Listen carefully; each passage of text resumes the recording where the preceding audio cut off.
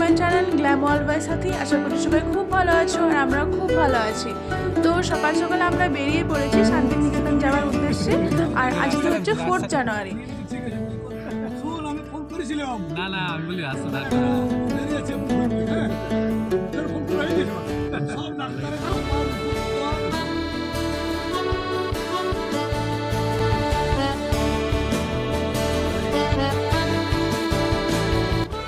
আর এই যে দেখো আমরা এখন দুর্গাপুর ব্যারেজটা পার হচ্ছে, জাস্ট ভিউটা দেখো, অসাধারণ লাগছে।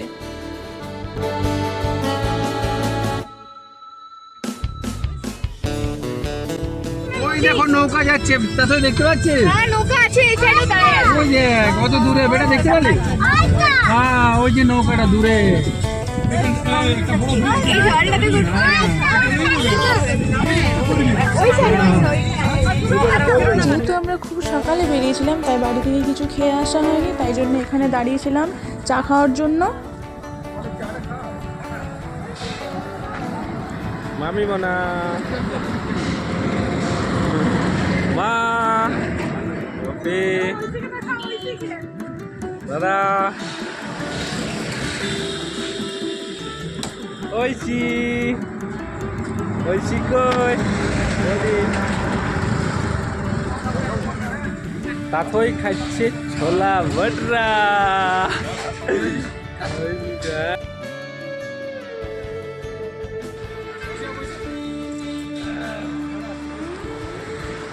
চলুন তবে আবার বেরিয়ে পড়ে যাক আমাদের গন্তব্যের উদ্দেশ্যে।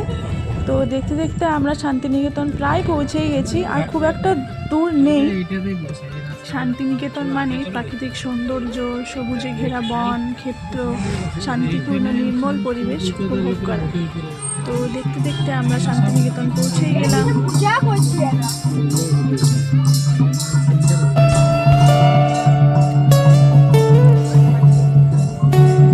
তোমার সঙ্গে নাচ করি পয়সা দিয়ে দিবি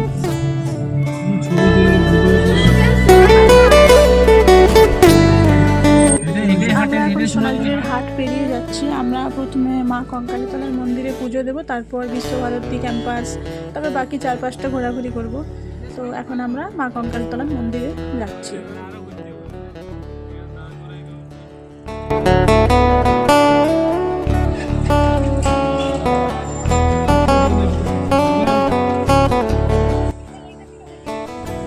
চলে এসেছি আমরা মন্দিরে, আর এখানেই গাড়ি পার্কিং করিয়ে আমরা চলে যাব মন্দিরের ভিতরে।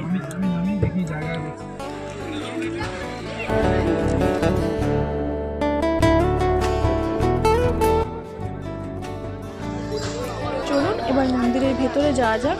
আর এই যে দেখতে পাচ্ছেন সামনের দোকানগুলো, এখান থেকে আমরা মায়ের পুজোর ডালা কিনে তারপর সামনে মন্দিরের ভেতরে চলে যাব।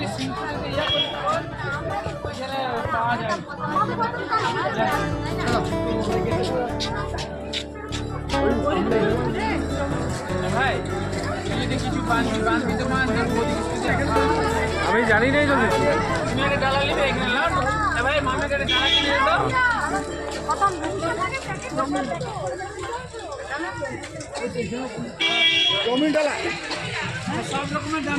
সামনেই দেখতে পাচ্ছেন মায়ের মন্দিরের গেট। বোলপুর শান্তিনিকেতনের উত্তর পূর্বে কোপাই নদীর তীরে এই মন্দিরটি অবস্থিত। মন্দিরটি দেবী সতীর 51টি শক্তিপীঠের মধ্যে একটি, যেখানে মা সতীর কোমর পড়েছিল। মা কঙ্কালীতলা মন্দির হিন্দু ধর্মের সবচেয়ে বিশিষ্ট মন্দিরের তালিকাভুক্ত। দেবী সতী হলেন মন্দিরের অধিপতি দেবী।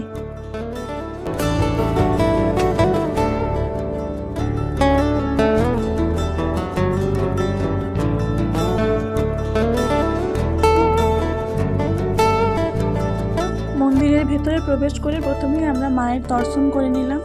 আর দাদা, দিদিভাই, মামিমা ওরা পুজো দেবে, তাই ওরা লাইনে দাঁড়িয়েছিল। আর আজকে তো মন্দিরে প্রচণ্ড ভিড় ছিল।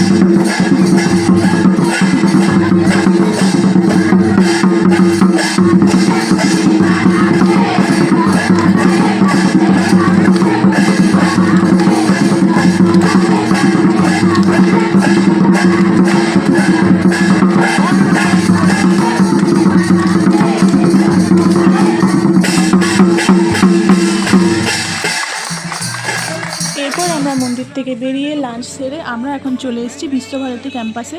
পর ওখানে গাড়ি পার্কিং করিয়ে এখানে অনেক টোটো থাকে, তোমরা যে কোনো টোটো ভাড়া করে নিতে পারো, ওরাই তোমাদের পুরো বিশ্বভারতী ক্যাম্পাসটা গাইড করে দেখিয়ে দেবে।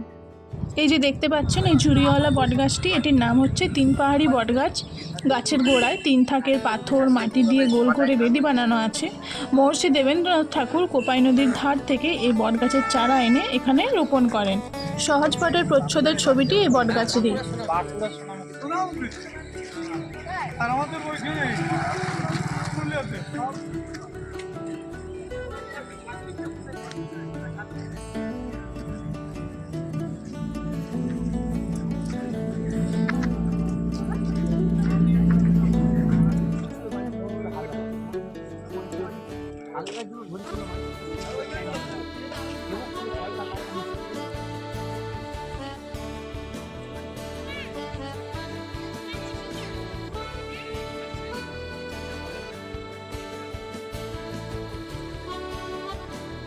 তো আমরা এখন বিশ্বভারতী ক্যাম্পাস ঘুরছি, আর আমরা যে টোটো ভাড়া করেছিলাম সেই দাদা এখন আমাদের সব কিছু চারপাশটা ঘুরে ঘুরে দেখাচ্ছিল আর বর্ণনা করে দিচ্ছিল কোথায় কী হয়েছিল না হয়েছিল। চলো দেখতে থাকো তোমরাও।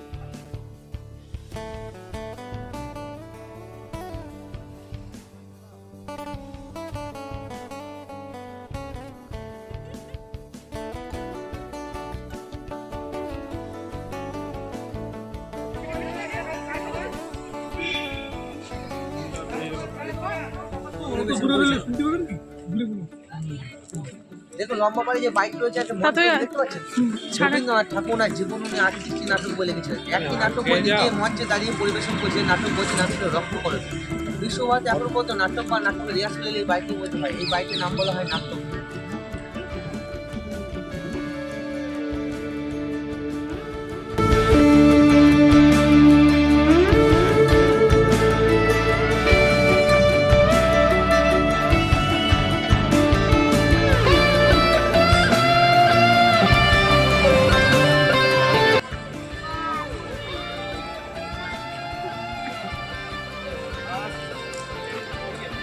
তো চলুন বিশ্বভারতী ক্যাম্পাসে বাইরে থেকে যতটা দেখা যায় ততটা দেখে আমরা এখন চলে এসেছি মিউজিয়ামের ভেতর।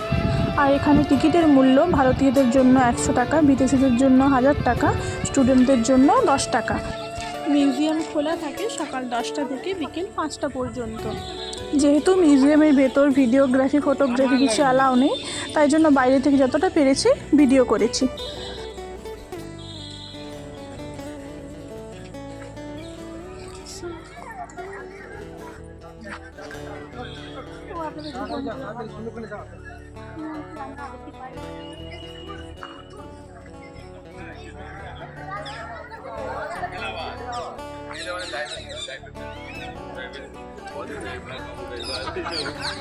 এরপর আমরা চলে যাব মিউজিয়ামের ভেতরে, আর এখানে জুতো খুলে তারপর আমরা ভেতরে যাব।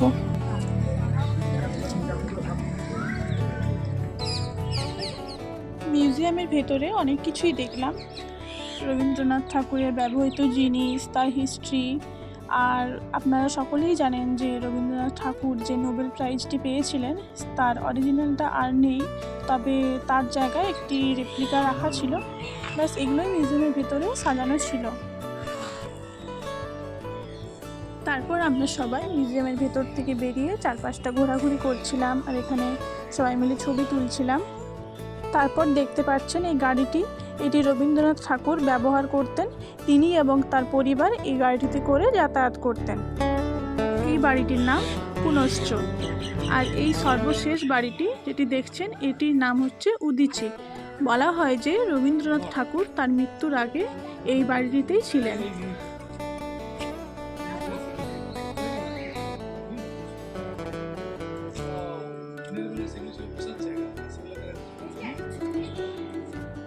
সবাই মিলে আজকের দিনটা খুব আনন্দ করলাম।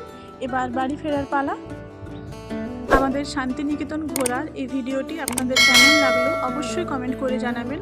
আর গ্ল্যাম ওয়ার্ল্ড বাই সাথী আমার এই চ্যানেলটিকে অবশ্যই সাবস্ক্রাইব করে দিয়ে পাশে থাকবেন। চলুন তবে ভিডিওটি এখানেই শেষ করলাম। দেখা হচ্ছে আরও অন্য কোনো ভিডিওতে। ততক্ষণ অবধি ভালো থাকবেন, সুস্থ থাকবেন।